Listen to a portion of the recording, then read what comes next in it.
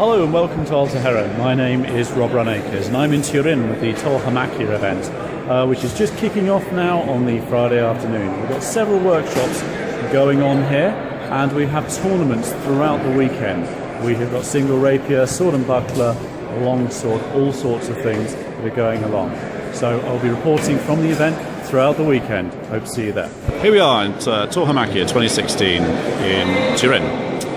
And we're right in the middle of the longsword competition at the moment, which is running rather smoothly. Just seen some fantastic fencing from Keith Farrell. Very technical, some beautiful movement, clearly dominating his opponent, but also very, very generous as well. So we'll try and bring you some of the action from here and hopefully have some interviews from the event. Hi, I'm with Stefano Ciamei from Accademia Romana d'Armi. We are here in the event in Turin. So what have you been doing? We've been doing a lot of sparring, and I actually took place the rapier tournament, which was very nice. Yeah, how did you do in that? I was first in my... in the eliminations in or the in the eliminations, pools? Right. In the pools. So you're actually in the final tonight then? No, you didn't because get through? I didn't get through. No. But it was a great event. Yeah. It was really nice. There's a very clean fencing I saw you do yesterday as Yes, well. It was very yes, nice. I was happy because we always meet people with different styles, with different kind of techniques, so it was good to spar against them. And one thing I noticed when I was watching your fights was you were very generous in conceding the points to others. I think it's very difficult to see some of the actions, so I think it's very fair to actually show the points you've received. Now, they're using the rules that were used in Rome earlier this year, and of course you were one of the organisers of that event as well. Yes. Do you feel that they only use 2 line judges in that with the referee? Do you think that's part of the problem, that there's not enough judges, or...? I agree. Yeah. There should be more judges. It's an organisation problem. Just can't get the people. Yes. Yeah. Five referees would be the perfect. Yeah, but I guess it's something we've had in every event, certainly I've been to, where you can never get the judges. No, okay. Not enough. And are you competing this afternoon? No, I'm not competing. Are you done competing now? Yes, You're I free. am. I can really enjoy the event with the sparring part. Okay, so I mean, obviously Rome is a very, very big event, a big international event. How do you feel that Turin compares to that? What's your feeling on this? I think they've organised the event very well.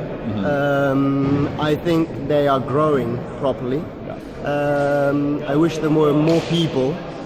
Sometimes the tournament takes away a lot of people from the classes. Yeah. That's one of the problems. Do you think that's kind of a problem with all of these competitions now, that maybe they're trying to do the competition in the workshops, maybe we need to split them out more, or...? I think we should do fewer tournaments, and so that would be no overlapping between the tournaments and the workshops.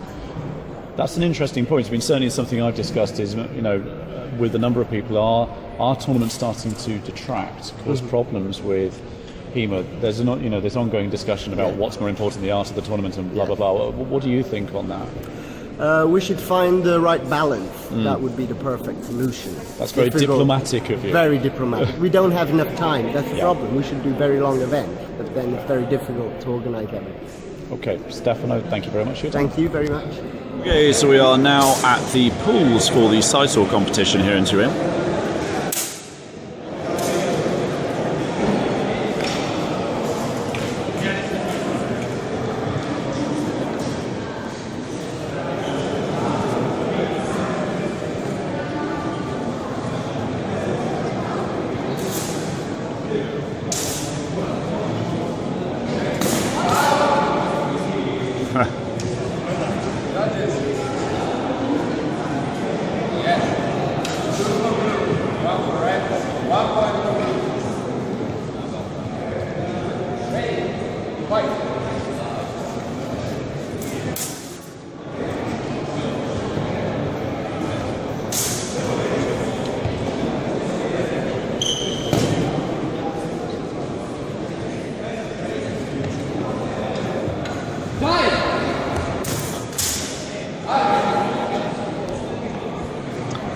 Okay, we hope to bring you a little bit more later.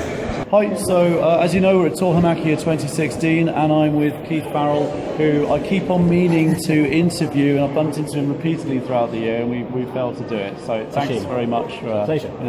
So let's talk about first about what you're doing here. I've been invited here to teach a pair of longsword sessions, focusing on mechanics and body structure, which is something that interests me a lot.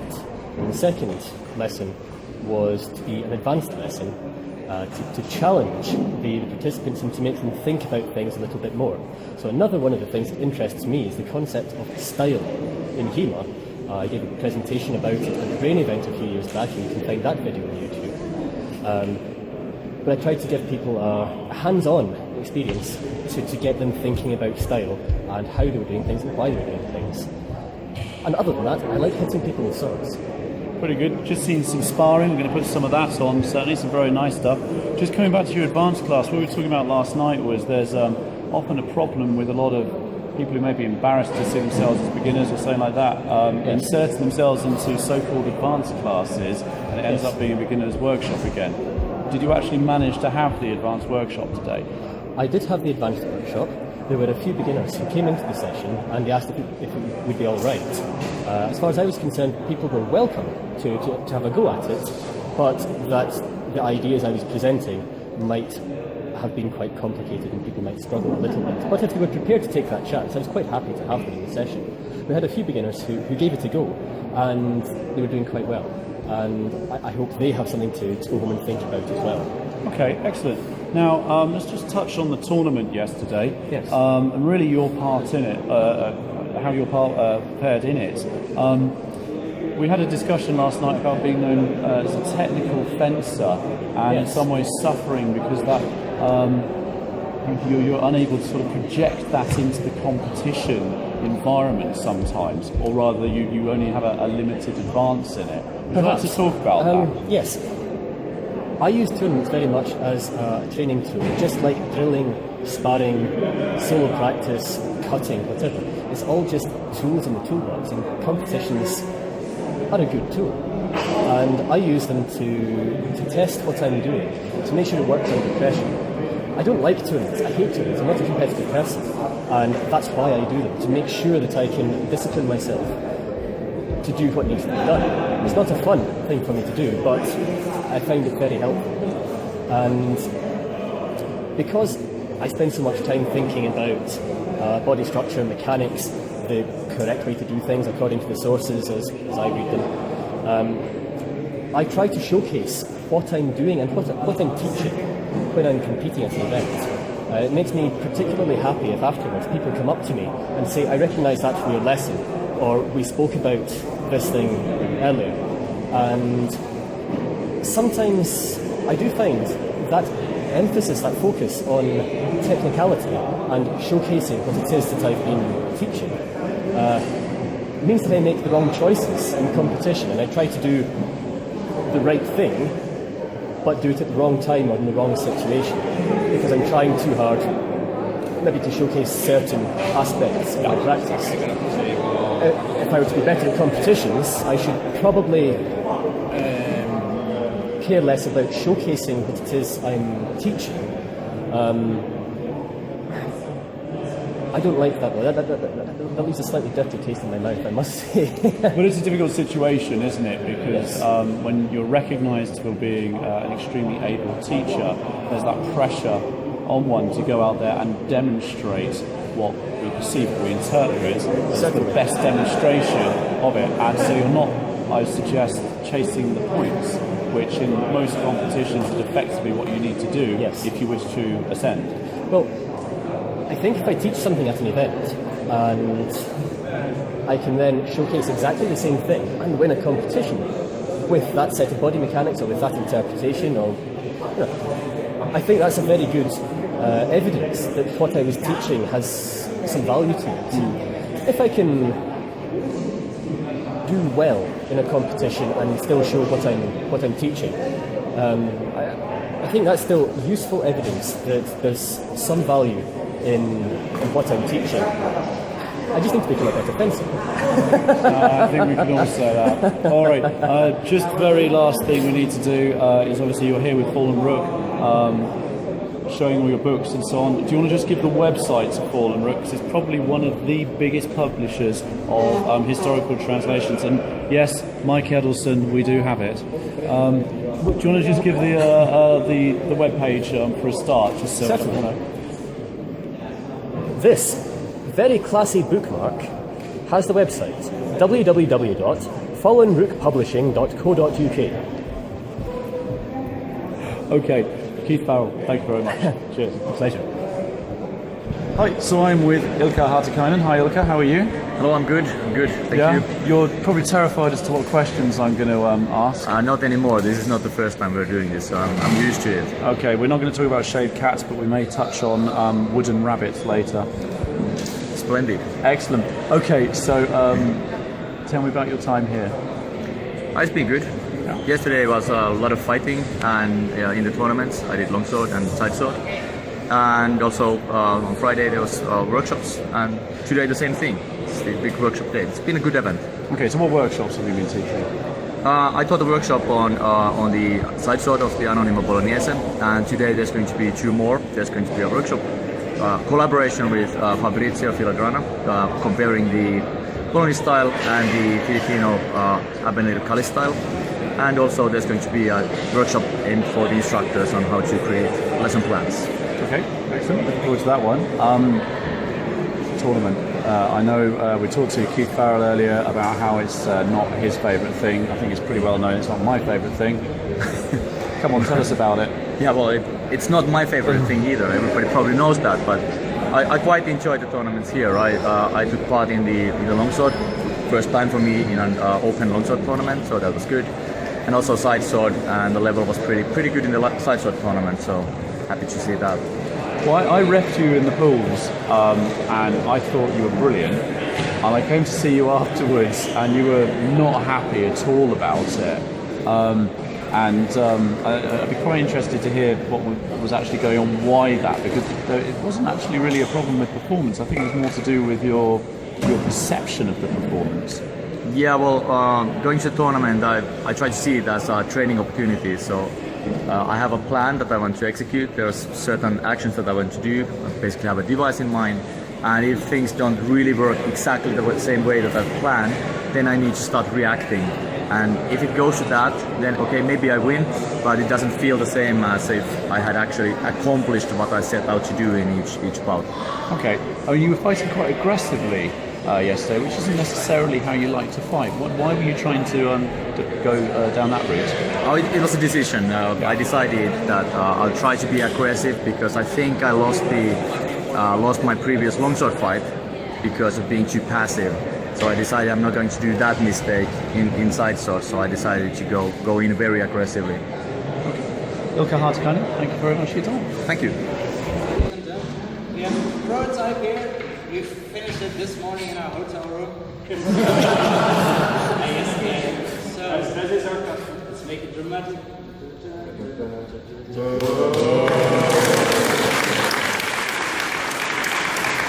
basically what we want is you have a hand inside the glove.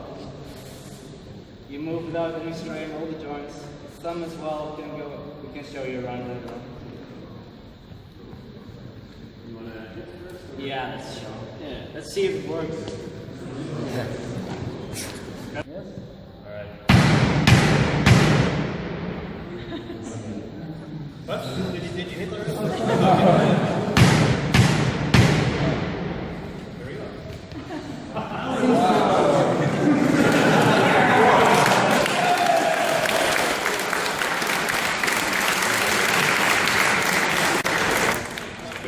Show up.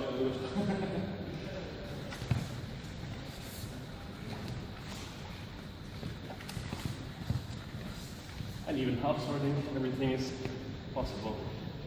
And my fingers are still exactly protected. Whenever I change position, you can see what Martin was talking about. There's no straining the material, everything works with overlapping legs. Also this part, maybe you can see it from this distance, I hope so. it is thrust proof. We are still optimizing this part though. We see more and more pictures online, people being thrust here and here. And of course that is why you have your interaction with your sword, so it's hard to really close it off. So we are working on that part, but that is really hard to solve with any finger glove.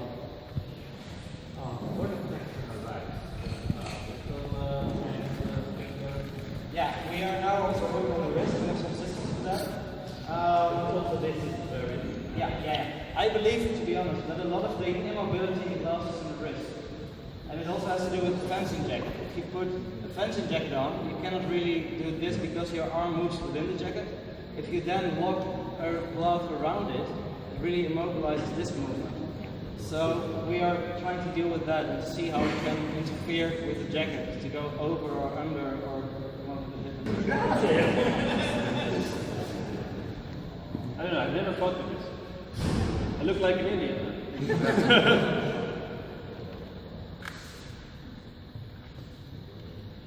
Seems good. Yes? Any more weapons?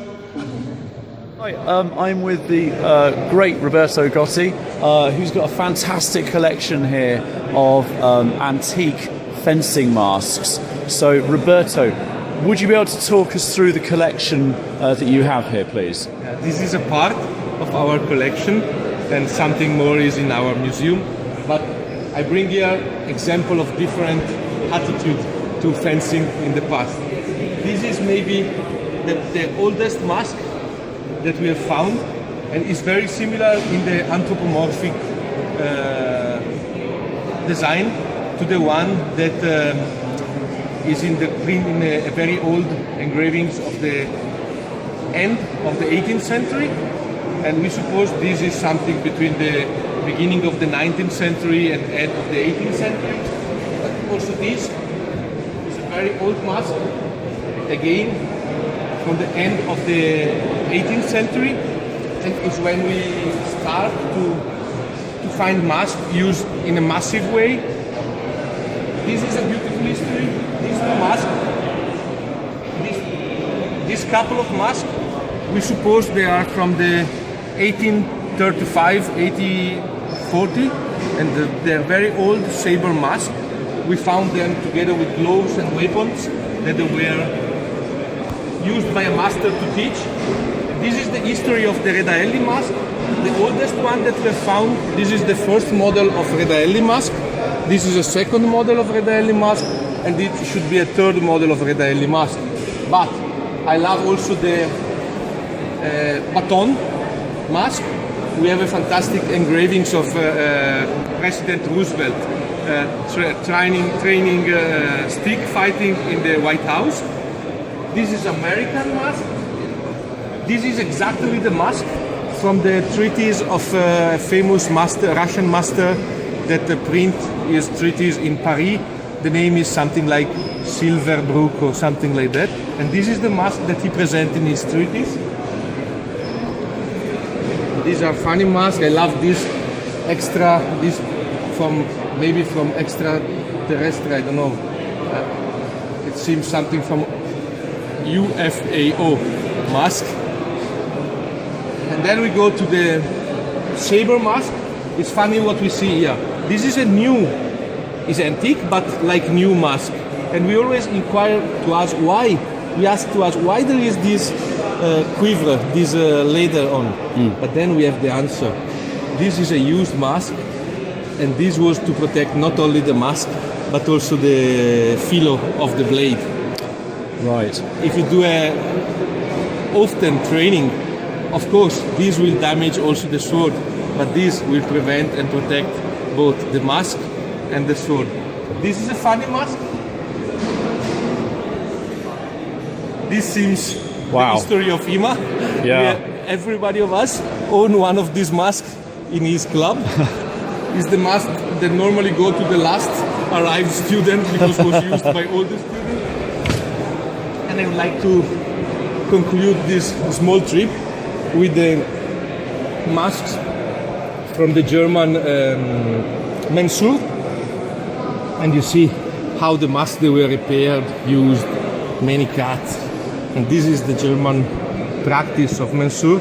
while this is a very rare one. This is from Sweden, 19th century, military saber for the battleship. And I suppose that this one was not to protect the head, because as you see the head was enough protected, but was used to protect the shoulder. Because if I will have this on me, my shoulder they will be protected, the shoulder they will be protected from the big hit. Of course, nothing happened if there is a small hit. So it's a very, very rare, very strange mask. And this is, I love the history of mask, because we all feel that the mask is our surviving in the human. So this is a small history. Roberto, thank you for that tour. I can't let you go until we talk about yesterday's tournament. Once again, great success in the longsword. Congratulations on your win. Do you want to talk? I know you wanted to talk a bit about the rule set that we saw here. Yes, sir. As I told you last time in La Coruña, I'm not a tournament boy, but it seems I'm quite lucky. And this tournament was the best of my life. I preferred this one to the Roma in the Temple of Hadrian because of my performance. As I told you in La Coruña, I was not able, I was searching to put some technique of my master in the tournament, and this rule set allowed me to do, because 6 point and the very good, I do cool and after elimination, I feel this tournament very suitable for me. The work that the guys there have done is fantastic. The judging was great, and I really love each one of the people I fight, and I think that this tournament is very near to what in the future we will have as Italian rule set. I love also the idea of the penalization of the double hit. I love the time that remain. You can build a strategy. So just feeling from a not tournament boy and not a lucky not tournament boy, I feel this very near to my heart. And so big congratulations to the guys in Turin, and of course I'm happy. This time I say I'm happy of the tournament. Okay, Roberto Gotti, thank you so much. Grazie amico mio. So we're with Rodolfo Tanara of Malleus Martialis, who is an exceptionally well-respected sword maker. Would you like to talk us through some of the weapons that you've brought to Turin today? Okay, let's try to show something else. Here we have 3 kind of side swords and 3 kind of feathers. And we started producing this last year. These 2 especially were brought in TauHEMAchia and participate at the tournament last year. And we have practiced with them for 1 year, and this is the result of what we have here. And so these have been used in a tournament, and you've practiced with them for a year afterwards, and they're still going strong. yes, Yeah. the result of this work has been this one. This is the hybrid between the 2 of these. This is more stiff, more rigid as response, so it bends only on the tip, while this other one bends from the middle. This is a compromise that makes both, in comparison, less efficient. So we have reached a good balance and a good weight, and it's I think a good standard for feather schwerts. Afterwards, let's get back to the side swords. We had several try for have a good side sword, because to reach the perfect balance, it's a matter of mass distribution along the blade.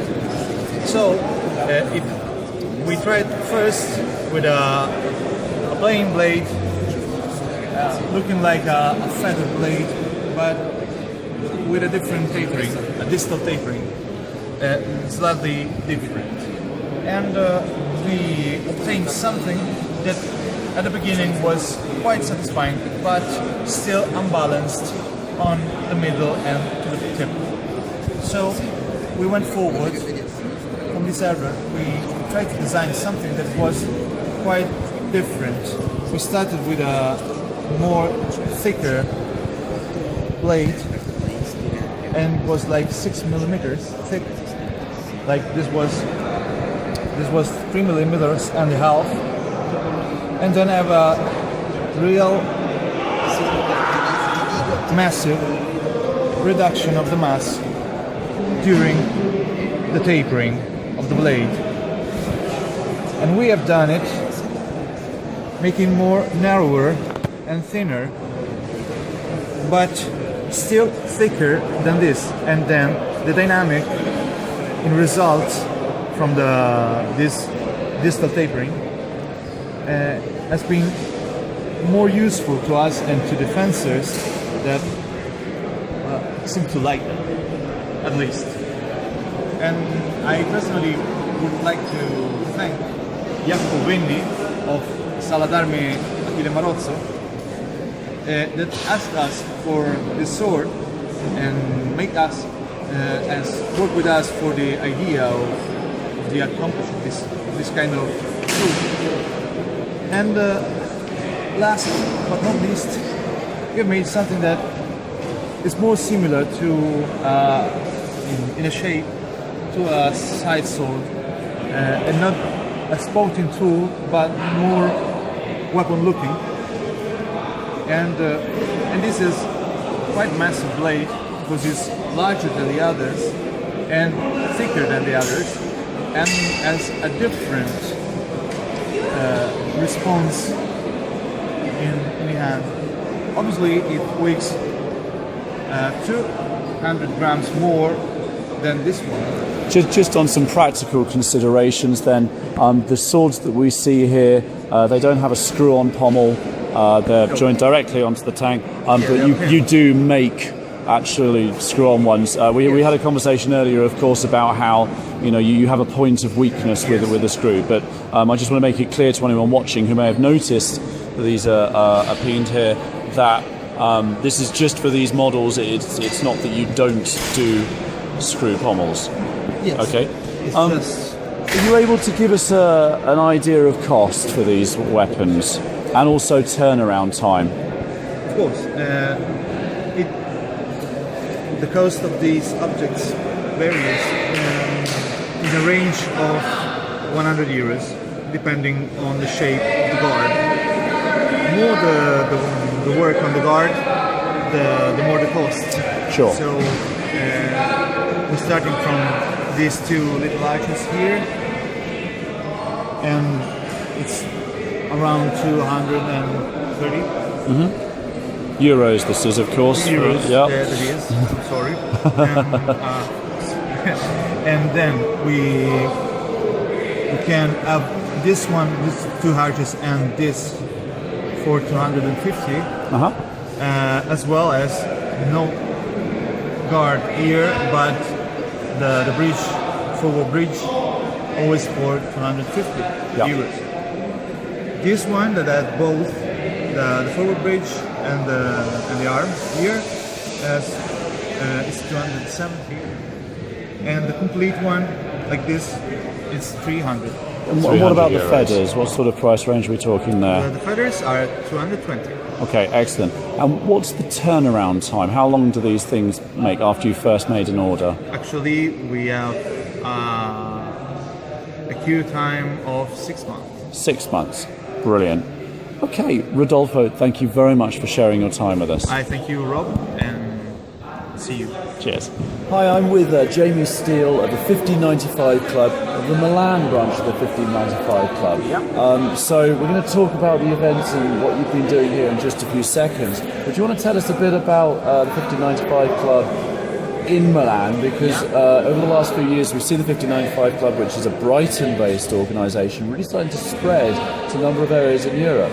Yeah. So how did you come about starting this up? Well, it's interesting actually. We, having trained with a number of different people, Andrew Feast to begin with, and then Maestro Max Bonelli with Fisas, I decided at the same time as my friend Luca Basile to leave Fisas and to begin to train with Chris Chatfield. And The problem being that we lived in Milan and obviously he's based in England. So having decided at the same time to do this, we ended up having to, one of us travel to England, spend an intensive weekend with Chris, come back and teach the other what we've learned for about a month, when the other one would then go and see Chris. And that's how we began. We were training in Luca's garage, basically. He had to take the car out and we went in there and we trained, just the two of us. And kind of jokingly, Chris started to refer to us in a garage as the Milan Sal. It was a joke at the beginning. After a while, Luca actually found a gym where we could train, and we invited a friend to join us, and very, very slowly it built up to the point where we're now a functioning Sal, and we've got a good number of people. We're doing a good number of events, corporate events as well.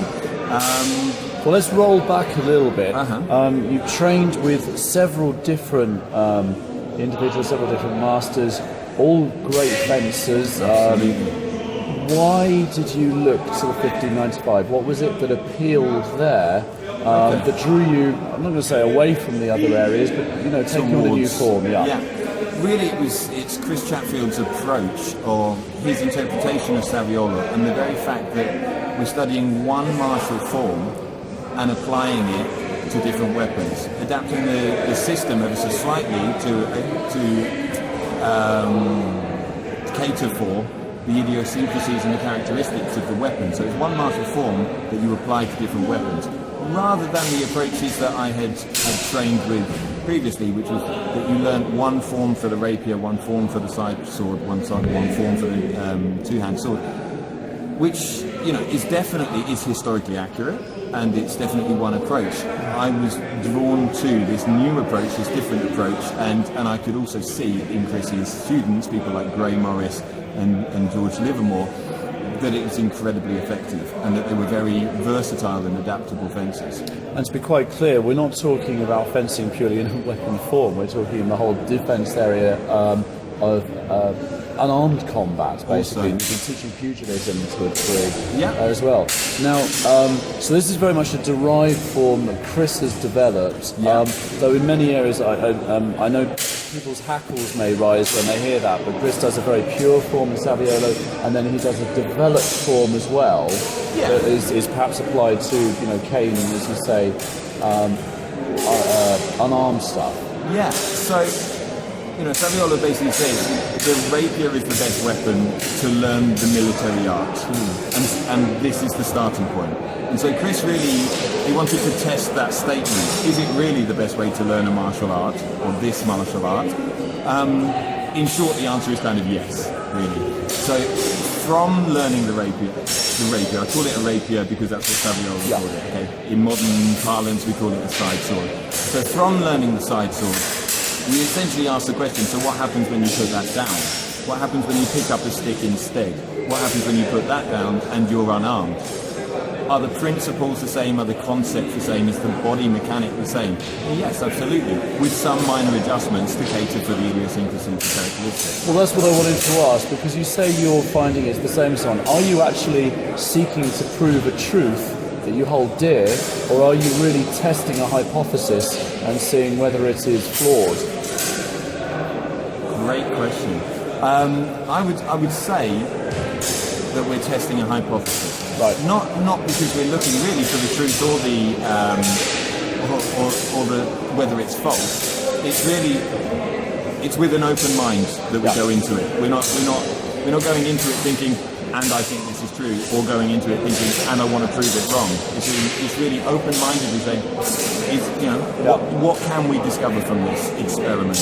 It was certainly interesting, because yesterday we did a little bit of bare-knuckle boxing, which was immense fun, great fun, and you certainly, let's just say he manoeuvred me around the area very ably using Saviolo.